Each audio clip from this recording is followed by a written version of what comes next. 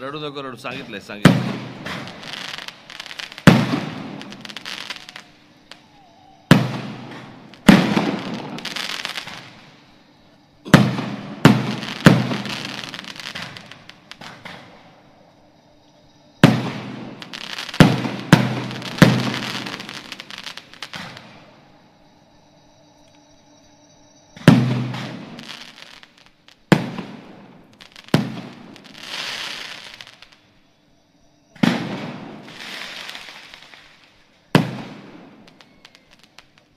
अरे बस कर रे.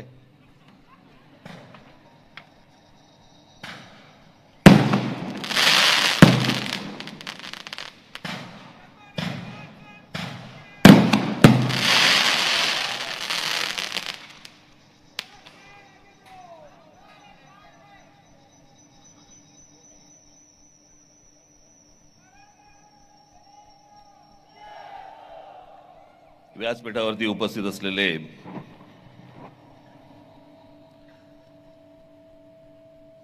माझे मित्र, माझे जुने सहकारी नारायणराव राणे,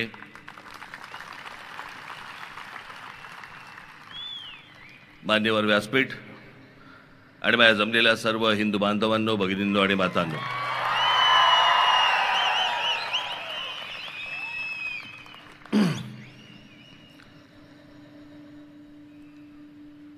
खरं तर त्या दिवशी गुढीपाडव्याच्या मेळाव्यामध्ये मी पाठिंबा जेव्हा जाहीर केला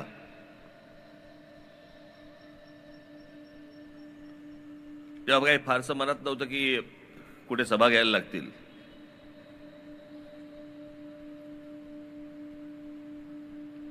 पण नारायणरावांचा फोन आल्यानंतर मी त्यांना नाही म्हणू शकत नाही.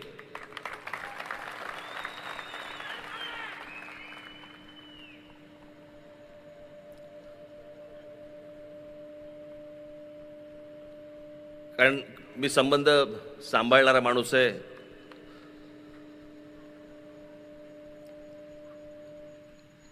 खरं तर नारायणरावांना या प्रचार सभेची किंवा माझी या मतदारसंघामध्ये आवश्यकताच नाही. ते निवडून आलेलेच आहेत. ते मी तुमच्या टाळ्यांसाठी बोलत नाहीये.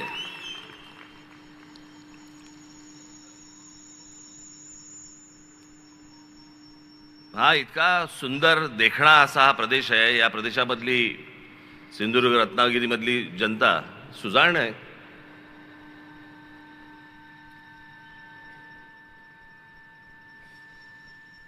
साधी गोष्ट बघा, मी सुजाण अशा अर्थाने बोलतोय की महाराष्ट्र राज्याला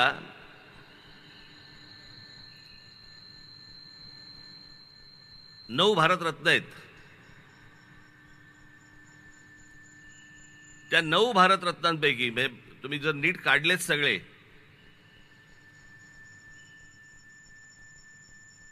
तर त्या 9 भारतरत्नांपैकी जवळपास 7 भारतरत्न हे एकट्या कोकणामधून जातात.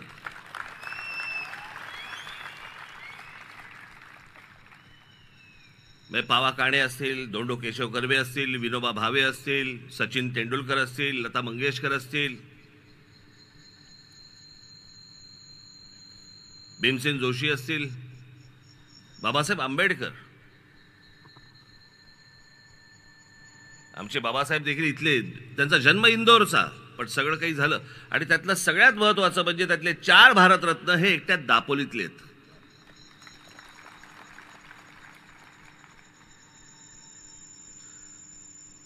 आणि म्हणून मी म्हटलं की सुजाण असा हा मतदारसंघ,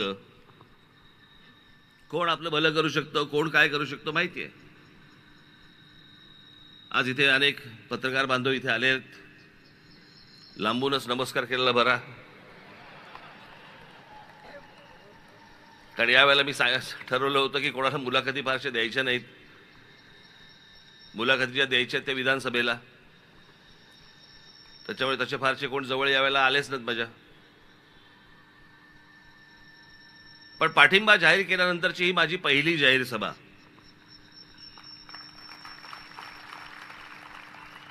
आणि मग मी तो पाठिंबा का जाहीर केला, कशासाठी केला, हे मला असं वाटतं मी गुढीपाडव्याच्या सभेमध्ये मी सांगितलं होतं.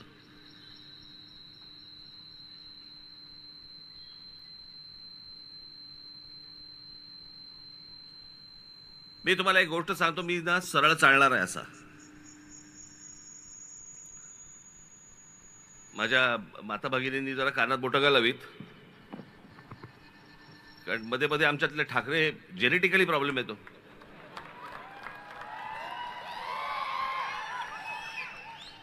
त्याच्यामुळे विचार करताना ना बैलासारखा, बैल जसा मुततो ना तसा विचार नाही करत. बैल चालता चालता मुततो असा असा. मला एखादी गोष्ट समजा पटली तर पटली, मला एखादी गोष्ट जर समजा नाही पटली शेवटपर्यंत नाही पटणार. तसं 2014 ते 2019च्या दरम्यान ज्या काही गोष्टी केंद्र सरकारकडनं झाल्या, नरेंद्र मोदींकडनं झाल्या, काही गोष्टी ज्या झाल्या मला नाही पसंत पडल्या. ज्या बाबतीत मी 2019च्या सभेमध्ये मी जाहीर त्यांचे स्क्रीनवरती ते दाखवून पण जाहीर विरोध केला त्या गोष्टीला. काही गोष्टी नाही पटल्या, ज्या आजही नाही पटत मला.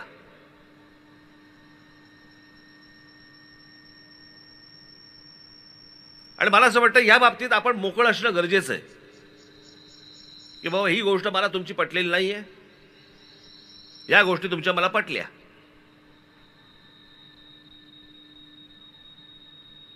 मग ती नोटबंदीची असेल, पुतळ्यांची असेल, अनेक गोष्टींच्या असतील. ज्या गोष्टी नाही पटल्या नाही पटल्या, पण ज्या गोष्टी पटल्या त्याचं जाहीर कौतुक देखील करणारा माणूस मी आहे.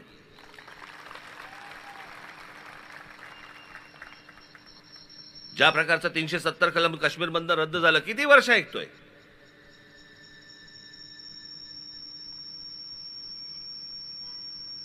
जेव्हापासून मला राजकारणाची समज आली, साधारणपणे तो काळ असेल एक 75चा वगैरे काळ असेल, ज्याला समज नसेल नाही म्हणणार मी, उमज म्हणेन मी, उमजलं ज्याला म्हणतो आपण. 75चा काळ असेल, आणीबाणीचा काळ. तेव्हापासून मी जे काही बघतोय किंवा त्याच्या अगोदरचं जे काही मी वाचलंय, 1947 साली जेव्हा हा देश स्वतंत्र झाल्यानंतर पासूनच्या जी मी काही गोष्टी अनेक ज्या वाचल्या आहेत, तेव्हापासून सुरू आहे 370 कलम रद्द करा. आज नरेंद्र मोदींचं सरकार ज्यावेळेला आलं, नरेंद्र मोदींनी त्या काश्मीरमधलं 370 कलम रद्द केलं. 370 कलम रद्द काय होतं की आपल्या देशाचा एक भाग, पण तिथे तुम्ही 1 इंच जमीन विकत घेऊ शकत नाही. हे जे आजपर्यंत होतं हे नरेंद्र मोदींच्या सरकारमुळे झालं, हे तुम्हाला मान्य करावंच लागेल. याच्यासाठी किती वेळा मागण्या झाल्या, किती किती सरकारांनी सांगितल्या गोष्टी की आम्ही करू, कोणी केलं नाही.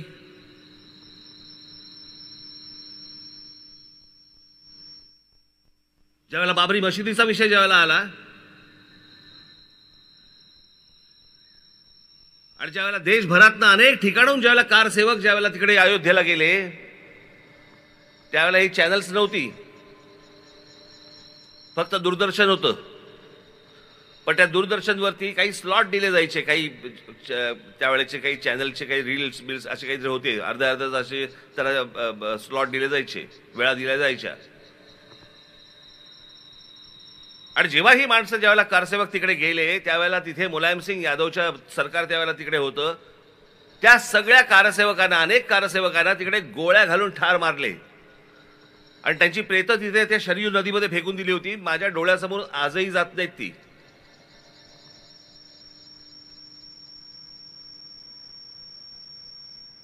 कोण कुठचा बाबर आणि कुठच्या बाबराला सांभाळणारे आमच्याकडच्या अवलादी.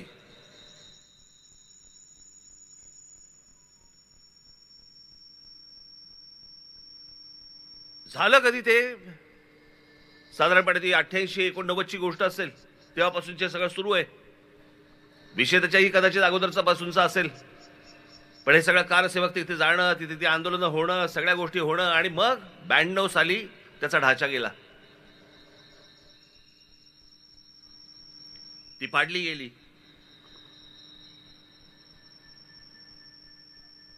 ब्याण्णव साली झालेली गोष्ट आहे ती, 92 साली. त्यावेळेला त्याच्या अगोदर ते सगळे कारसेवक जेव्हा मारले गेले, आणि आता नरेंद्र मोदींचं सरकार असताना कोर्टामधनं राम मंदिर बांधायची परवानगी मिळाली, आणि आज त्यातला पहिली फेज ज्याला आपण म्हणतो पहिला भाग राम मंदिराचा आज उभा राहिला, तिकडे रामलल्ला तिथे उभे राहिले, प्रतिष्ठापना झाली. जसं काश्मीरचं झालं तसं राम मंदिराचंच आहे.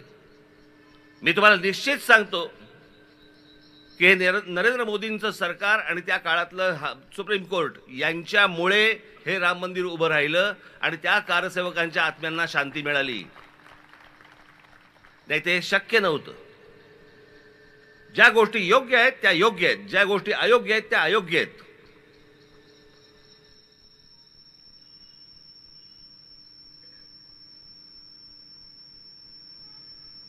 मित्राचीही खरपट्टी काढायला आपण मागे पुढे पाहता कामा नये आणि दुश्मनाची देखील स्तुती करताना मागे पुढे पाहता कामा नये.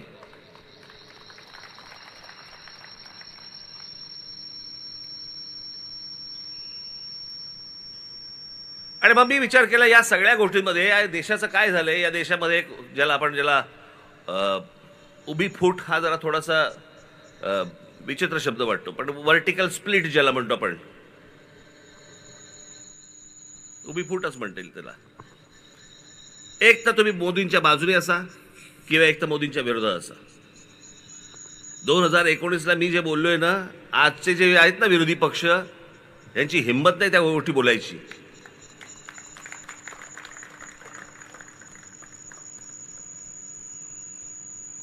कारण माझा हेतू स्पष्ट होता, माझा उद्देश पूर्णपणे पारदर्शक होता.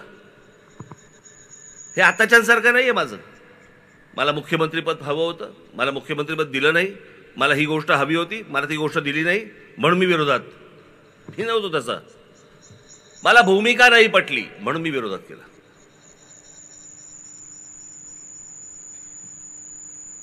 यांच्यासारखं नाही माझं की बदल्यात काहीतरी हवं होतं म्हणून मी विरोध केला. मी नाही विरोध केला त्याच्यासाठी. आणि जर समजा काल उद्धव ठाकरे इकडे येऊन गेले ना, हे तुमचं ज्याला ते अडीच वर्षाचं जे काही झंगाड होतं ना, 2.5 वर्ष मला द्या, 2.5 वर्ष तुम्हाला घ्या. समजा असं पकडूया की त्यावेळेला भारतीय जनता पक्षाने मान्य केले असते तुमची 2.5 वर्ष, आज बोलला असतात का? हे जे आज तुम्ही जे बोलतात हे बोलला असतात का? नसता बोललात. कारण सत्तेचा बोळा कोंबला असतो तोंडात. मग आता काय बोलणार? ती गोष्ट हिरावून घेतली म्हणून आग लागली खाली. नाही तर कशाला बोलतायत?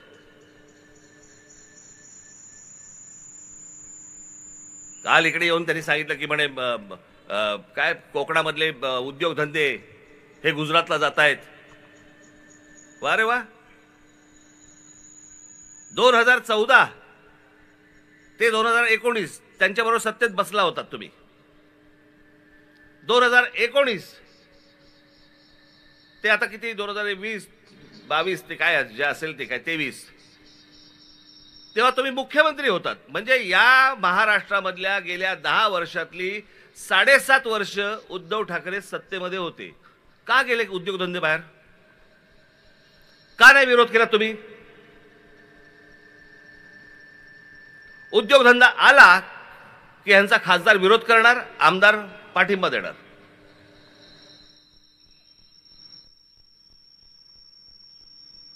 आपण का विरोध करतो ते तरी माहितीये का? माहित नाही.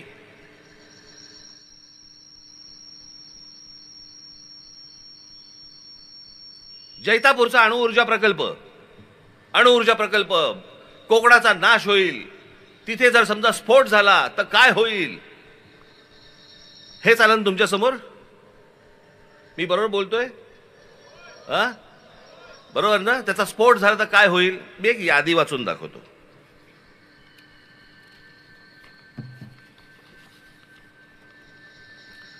मी जगातलं बोलतच नाही, मी फक्त भारतातलं बोलतोय.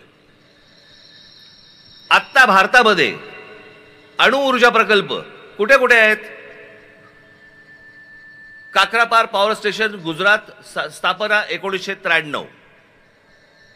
Madras atomic power station Tamil Nadu, स्थापना 1984. नारोरा atomic power station Uttar Pradesh स्थापना 1991, काजगा ऑटोमिक पॉवर स्टेशन कर्नाटक स्थापना 2000, Rajasthan atomic power station 1980, Tarapur अणुऊर्जा प्रकल्प महाराष्ट्र 1969, कुंदकुलम अणुऊर्जा प्रकल्प तामिळनाडू 2013. एवढे अणुऊर्जा प्रकल्प आत्ता भारतामध्ये आहेत.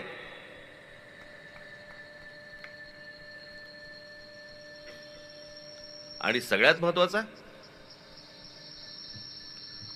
की उद्या जर स्फोट झाला तर किती माणसं कोकणामध्ये मरतील यांची चिंता वाढणाऱ्यांना हे माहित नाही का की भाभा ऑटोमिक रिसर्च सेंटर हे मुंबईत आहे.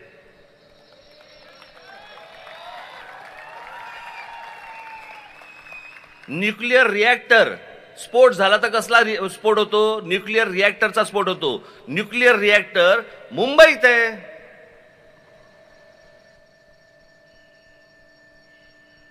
तिथे कधी मला आठवत नाही की बाबा ऑटोमिक रिसर्च सेंटर दूर लोटा, इथून काढून टाका असं कधी बोललेलं मला आठवत नाही. पण कोकणामध्ये प्रकल्प येऊ द्यायचा नाही. मग पुढचा कुठचा आता आला तो विरोध झाला तो नाणार. मग यांचा खासदार जाणार नाणारला विरोध करणार आणि मग लोकांना भडकवणार बागायती शेती जाते बिते वगैरे वगैरे. माझं असं म्हणणं हे सगळं नंतर. नाणारमध्ये जेवढी जमीन आज ॲक्वायर केलेली आहे, लोकांच्या जमिनी घेतलेल्या आहेत, कोणी घेतल्या तो जमिनी? कसा रिकामा झाला? आणि नाणार तिकडे होणार, तिथे जमीन आली कुठून? बरं आली तर आली. इथेच फिरत असलेल्या अनेक दलालांनी जमीन लोकांकडनं कमी पैशामध्ये विकत घेतली. मग ह्यांनी नाणारला विरोध केला. मग काय? मग मुख्यमंत्री झाल्यावर त्यांनी सांगितलं काय बारसू प्रकल्पाचं नवीन नाव ठेवायचं असेल तर बारसू करावं लागतं. आता म्हणे बारसूला हलवा. मग बारसूला म्हणे तिकडे 5000 एकर जमीन तिकडे सापडली. आता बारसू 5000 एकर जमीन सापडली कशी? म्हणजे कोणीतरी घेऊन ठेवली होती. बाबांनो, मी तुम्हाला जे सांगतोय ना हे फक्त वरवर पकडू नका. याच्यामध्ये हे सगळे जमिनीचे व्यवहार आहेत. यांच्याच लोकांनी घेऊन ठेवलेल्या सगळ्या जमिनी, हे प्रकल्प आणायचा नाही आणायचा हे सगळं ठरवायचं. मग जिथे जमिनी घेऊन ठेवलेल्या आहेत तिथे जास्ती मुलांनी सरकार जास्ती पैसे देतं. म्हणजे तुमच्याकडनं 10 रुपयाला घ्यायची गोष्ट आणि सरकारकडनं 200 रुपये घ्यायचे. हे सगळे धंदे इथे कोकणामध्ये सुरू आहेत. आणि याच्यासाठी म्हणून पहिल्यांदा प्रकल्प थांबवायचा, जमिनीची किंमत वाढवायची, मग त्याच्यानंतर ह्या सगळ्या गोष्टी करायच्या. हे सगळे धंदे इकडचे, हे सगळे आता लोकप्रतिनिधी आहेत ना, हे खासदार हा इथला, यांचे हे सगळे प्रकार सुरू आहेत. याला बळी पडायचंय तुम्हाला?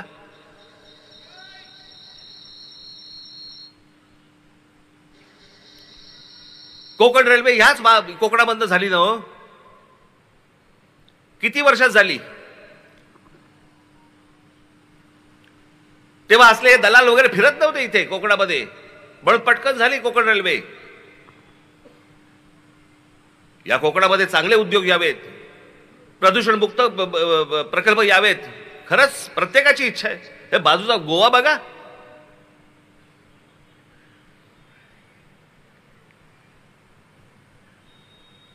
अख्खं जग तिकडे जातं, जग.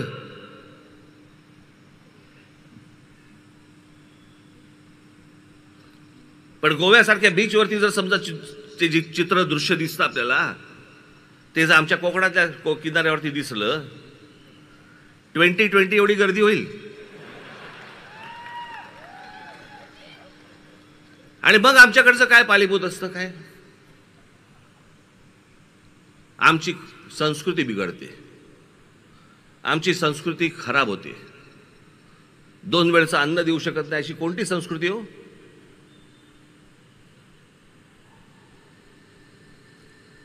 इकडची संस्कृती खराब, इकडची संस्कृती मोठी. मग गोवा आणि केरळ तुमचं असंस्कृत आहेत लोक, त्यांच्याकडे सुसंस्कृतपणा नाहीये का? मी पक्ष स्थापना जेव्हा केली ना, त्या पक्ष स्थापनेच्या भाषणामध्ये मी एकदा एक उदाहरण दिलं होतं. आज मी ते पुन्हा तुम्हाला एकदा उदाहरण देतो. नवं उघडलं होतं त्यावेळेला. मी मलेशियाला गेलो होतो आणि मलेशियाला गेलो असताना तिकडे एक जेंटिंग हायलँड नावाची एक जागा आहे. आता अनेक लोक गेली असतील. मी जेव्हा गेलो त्यावेळेला एक हॉटेल होतं फक्त तिकडे. म्हणजे साधारणपणे किती अंतर असेल पकडूया आपण, मुंबई ते माथेरान एवढं अंतर आहे. तिथे पोहोचलो आम्ही. सहज आपला चोची मारत होतो. म्हटलं खाली जरा विचारपूस केली. म्हटलं किती हॉटेल मोठं होतं ते, पण एकच हॉटेल होतं.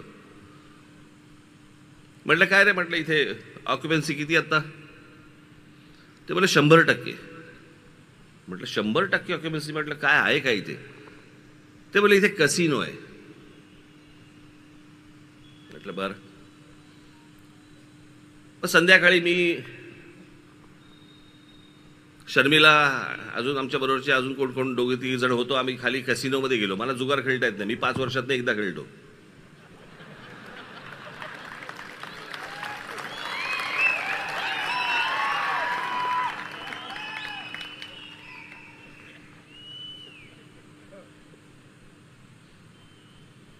मग तिकडे आतमध्ये गेलो. ते काय ते भिंगऱ्या फिरवत होते सगळे. काय काय काय काय काय काय कोण काय बसले होते काय. 10 मिनिटात मी बाहेर पडलो. म्हटलं हट, म्हटलं बाहेर पडू आपण. बाहेर आलो. तिकडे एक बार होता. म्हणजे काय सांगायला नको ना, हा आपला. तिथे बसलो आणि माझं सहज असं वरती लक्ष गेलं. तिथे एवढी मोठी एक पाटी लिहिली होती. एवढी मोठी पाटी होती त्या बारमध्ये. आणि त्याच्यावरती लिहिलं होतं, मुस्लिम्स आर नॉट अलाउड. मुसलमानांना येथे परवानगी नाही. आता तुम्हाला गंमत सांगतो. मलेशिया हा देश मुस्लिम देश आहे. म्हणजे विचार करा. आता हा जसा एक हिंदूंचा देश आहे म्हणून आपण मान्य करतो, बरोबर आहे, असं बोलतो आपण. आपल्याकडच्या एखाद्या रेस्टॉरंटमध्ये, एखाद्या बारमध्ये जर समजा अशी पाटी लावली असेल की या इथे बारमध्ये हिंदूंना परवानगी नाही, काय कराल तुम्ही?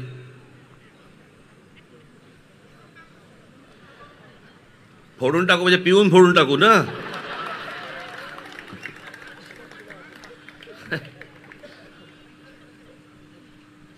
पण मी त्याला विचारलं, म्हटलं हे कशासाठी? तो बोलला की मुस्लिम धर्मामध्ये दारू पिणं काय चुकीचं मानतात आणि त्याचबरोबर तुमचा जुगार तो देखील मान्य. म्हटलं मग इथे तर कसिनो आहे. इथे म्हटलं तुम्ही बार लावलायत. आणि म्हटलं तुम्हाला कळतं कसं रे मुसलमान आल्याचा? ते बोलले कायद्याने फक्त पाटी लावली आहे, बाकी आम्ही कोणी थांबवत नाही. कारण कळूच शकत नाही. स्वतःच्या देशाची प्रगती करण्यासाठी जर एक देश आपल्या धर्माला बाजूला सोडत असेल, आपण कोणती संस्कृती घेऊन बसलो हो? कुठची संस्कृती?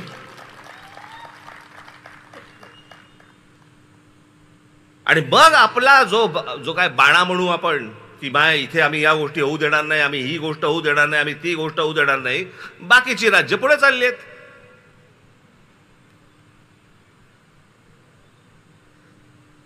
गोवा पुढे चाललाय. हॉटेल्स निघतायत तिकडे. केरळामध्ये निघतायत. आम्ही तारकर्ली घेऊन बसलोय. तासन तास बसलेत लोक. डॉल्फिन दिसेल. कुठचा डॉल्फिन? मग ते ह्याला जातात नाही का, ते जंगलात नेतात ना वाघ दाखवायला.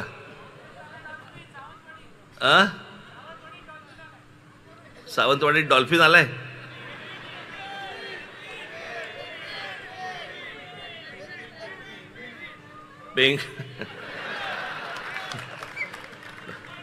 तर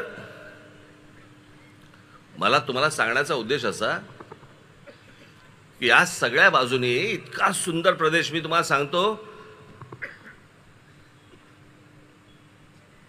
म्हणजे आपल्या कोकणामधला हा संपूर्ण प्रदेश आपला जो आहे ना, त्याला जैवविविधता म्हणतात त्याला.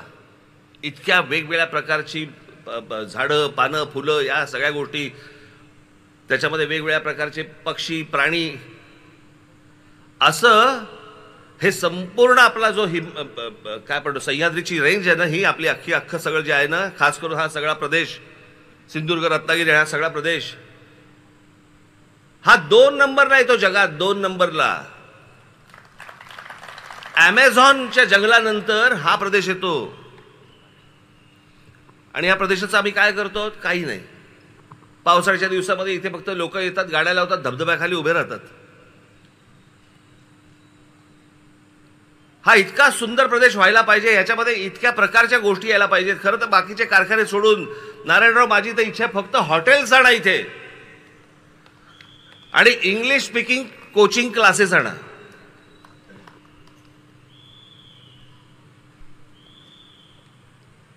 कोणी जाणार नाही तिकडे गोव्यामध्ये आणि केरळामध्ये, सगळेजण इकडे येतील.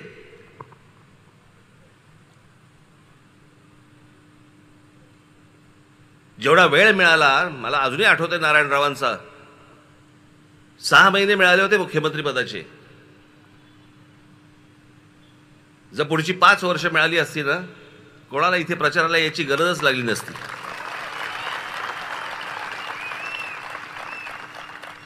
झपाटल्यासारखं काम करणं आणि कामाचा सपाटा लावणं हे काय असतं ना, हे नारायणरावांकडे बघून तुम्हाला कळेल.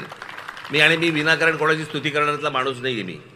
मला आजही आठवते, नेहमी बाळासाहेब सांगायचे, आम्ही कधी गप्पा मारत असायचो ना, मला ते सांगायचे, अंतुले नंतर जर कामाचा कोणी जर वाघ बघितला असेल, सपाटा बघितला असेल, बोले आपले नारायणराव आहेत.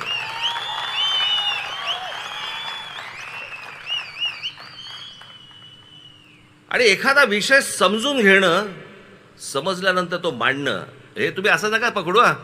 त्यांनी 4 गोष्टी माझ्याबद्दल चांगल्या बोलल्या म्हणून मी आता त्यांच्याबद्दल चांगल्या गोष्टी बोलतोय. मी खरंच सांगतोय, मला ज्यावेळेला ते मुख्यमंत्री झाले त्यावेळेला मला खरंच प्रश्न पडला होता की हे कसं करणार, हे मुख्यमंत्रीपद सांभाळू शकतील का? तो जो मुख्यमंत्री पदाचा म्हणून तो आवाका जो असतो, ही गोष्ट हे कशी सांभाळणार, काय सांभाळणार, खरंच प्रश्न होता. पण त्यांनी ज्या प्रकारचं मुख्यमंत्रीपद त्यांनी जे हाताळलं किंवा हाकलं म्हणूया, हे भल्या भल्यांनाही जमलंय. मी तुम्हाला एक उत्तम उदाहरण म्हणून मी तुम्हाला सांगतो, उत्तम उदाहरण. माझ्याबरोबर इथं आमचे अनिल शिदोरे आले असतील. कुठे आहेत? आलेत का? कुठे आली आहेत? नारायणराव, तुम्ही कदाचित विसरून गेला असाल ही गोष्ट. हे आमचे अनिल शिदोरे एके दिवशी आपले मोठी संस्था, आपले अभयभंग माहिती आहेत ना तुम्हाला, सामाजिक संस्था ज्यांची आहे अभयभंग, या अभयभंगांना घेऊन हे आमचे अनिल शिदोरे एके दिवशी नारायणराव मुख्यमंत्री असताना त्यांच्याकडे गेले. सभागृह चालू होतं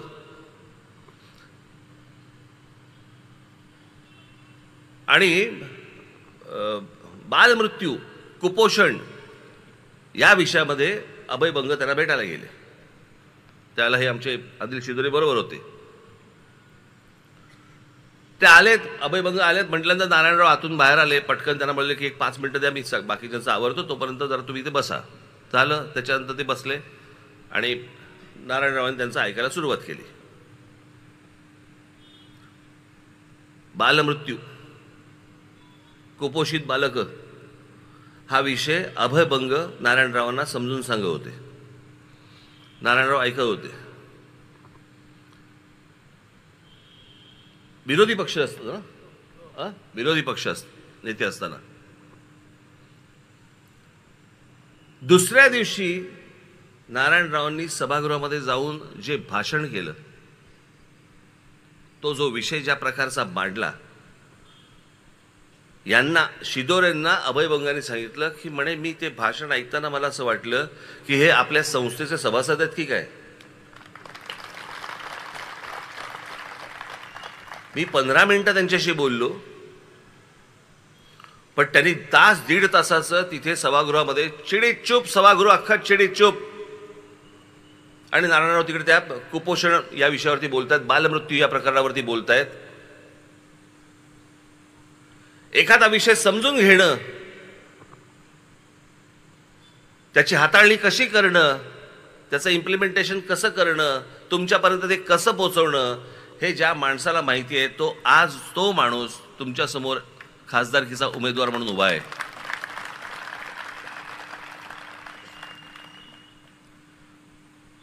माझी सिंधुदुर्ग आणि रत्नागिरीच्या माझ्या सर्व माता भगिनींना माझी विनंती आहे, हात जोडून विनंती आहे, त्यांना निवडून द्या ही तर विनंती आहे. पण तुम्हाला एक प्रश्न पण आहे, नुसताच बाकड्यावर जाऊन बसणारा खासदार पाहिजे का केंद्रामध्ये मंत्री होऊन कोकणाचा विकास करणारा तुम्हाला उमेदवार पाहिजे?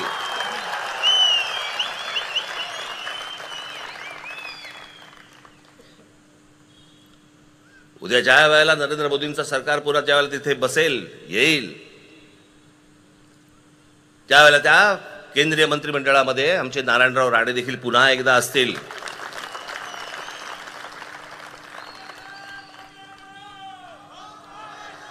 या कोकणा संदर्भातल्या माझे जे काही मतं आहेत, माझी जे काही स्वप्न आहेत, मला जे काही म्हणायचं आहे, मी अनेक गोष्टी त्यांच्यापर्यंत पोहोचवणार.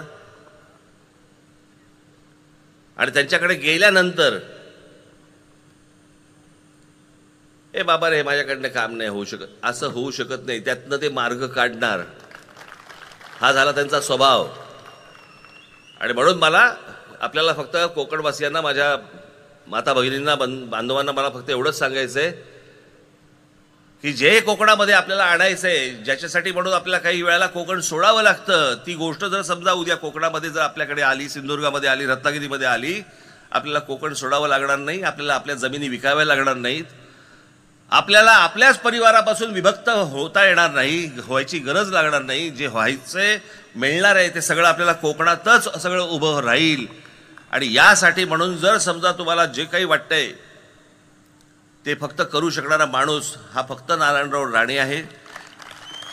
येत्या 7 तारखेला आपण नारायणरावांना प्रचंड प्रचंड प्रचंड मताने आपण त्यांना विजयी करावं अशी एक आशा अपेक्षा बाळगतो आणि आपण सर्वांची मी रजा घेतो. धन्यवाद. जय हिंद, जय महाराष्ट्र.